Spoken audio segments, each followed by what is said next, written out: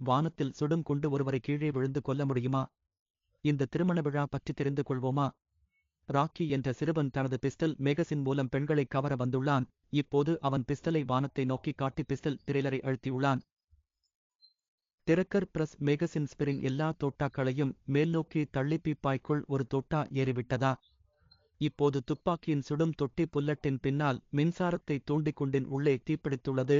இதனால் இந்த குண்டு 1 மணி நேர வேகத்தில் பீப்பாயிலிருந்து வெளியே வந்து வானத்தை நோக்கி நகர்கிறது. இப்போது இந்த புல்லட்டுக்கு 2 சக்திகள் உள்ளனவா?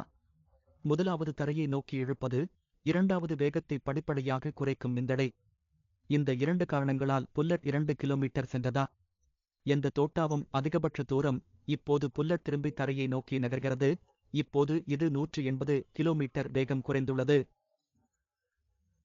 இப்போது இந்த குண்டு மற்றொருவரை தாக்கி அவரது மண்டையை பறித்து